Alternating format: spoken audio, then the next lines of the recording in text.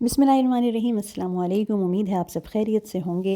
रमज़ानुल मुबारक का महीना है और मेरी गुजारिश है कि मुझे अपनी दुआओं में याद रखिएगा। अल्लाह ताला हम सबको इस महीने की बरकतों से फैज़याब होने की मुकम्मल तौफ़ीक अता फ़रमाए। चैनल पर आप सबको खुशामदीद कहती हूँ। और जैसे कि टिप्स एंड हैक्स का चैनल है, लेकिन क्योंकि रमज़ान का महीना है तो कुछ खाने पीने की बात भी हो जाए और उसी से मुतालिक टिप्स भी जो है मैं आपके साथ शेयर करूँगी। तो सबसे पहले हम बनाते हैं मोस्ट फेवरेट और रोज़ बनने वाली जो चाट है, जिसके बगैर हमारी इफ्तारी अधूरी होती है, और वो है फ्रूट चाट। और फ्रूट चाट बनाने के लिए मैंने यहाँ पर कुछ फ्रूट्स कट किए हैं, जिसमें सबसे पहले मैंने खरबूजा शामिल किया है, और उसके बाद मैं यहाँ ये केले हैं, बनानास हैं जो मैं इसमें डाल रही हूँ, और उसके बाद मैं यहाँ इसमें ये सेब शामिल कर दूँगी।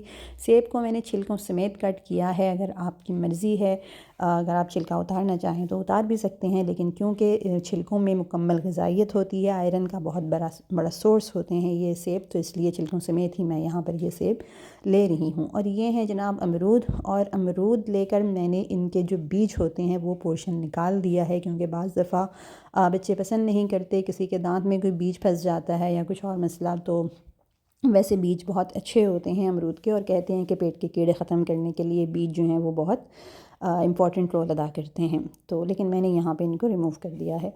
तो दूसरा जो अहम बात मैं आपको बताऊं कि एक तो ये कि जब भी आप फ्रूट चाट बनाएं तो उसको हमेशा स्टील की छुरी से उसके फ्रूट्स को कट करें, कभी भी लोहे की छुरी से फल ना काटें, क्योंकि लोहे की छुरी से जब फल काटते हैं तो वो फ़ौरन ही अपना कलर चेंज कर लेते हैं, और जो हम कहते हैं कि जी चाट काली हो जाती है, तो वो लोहे की छुरी की वजह से होती है। तो इसलिए हमेशा स्टील की छुरी यूज़ करें।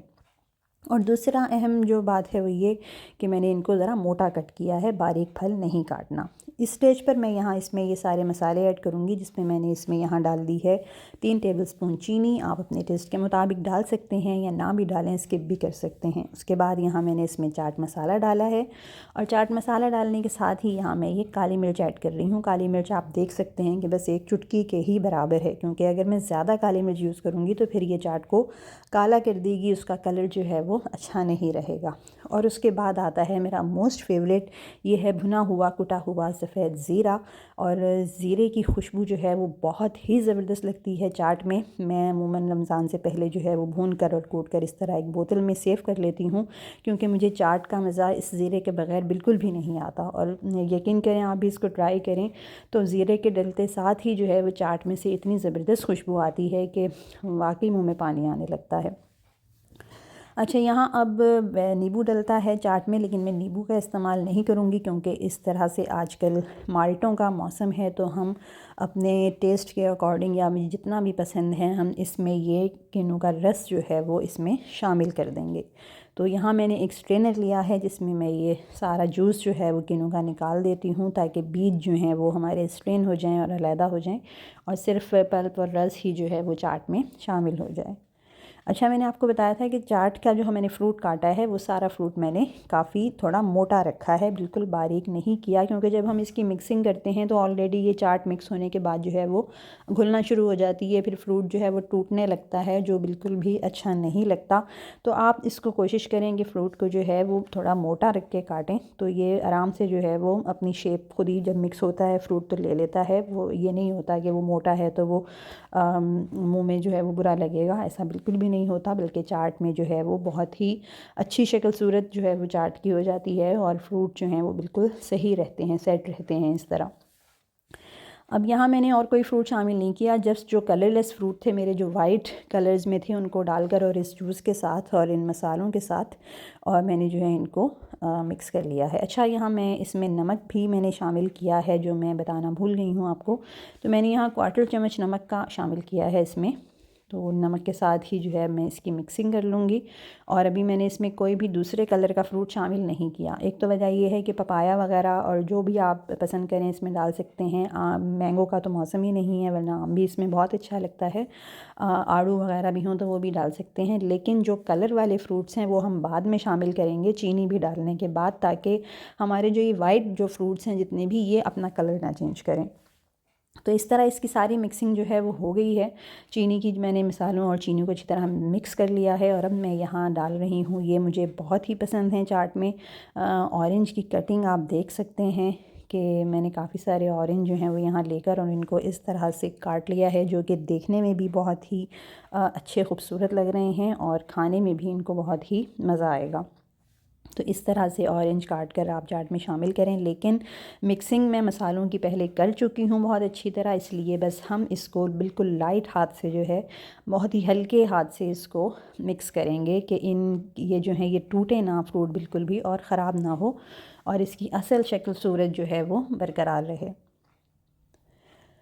اب یہاں پر ہم اس میں اور بہت سارے فروٹس ہیں جو شامل کر سکتے ہیں، کیوی ہو گیا، انگور ہیں، انار ہیں، جو بھی آپ کا دل کرتا ہے یا جو بھی اویلیبل ہیں گھر میں فروٹس آپ اس میں شامل کر سکتے ہیں، لیکن جو مین چاٹ کے جو ہوتے ہیں فروٹس وہ یہی ہیں، اور انہی کی مدد سے آپ یہ چاٹ اس طرح بنائیں گے تو بہت ہی زبردست اور مزیدار چاٹ جو ہے وہ بن کر تیار ہوتی ہے، کہ اس کی خوشبو ہی جو ہے وہ اٹریکٹ کر رہی ہوتی ہے کہ ہم اس کو جو ہے وہ اچھے طریقے سے کھا سکیں۔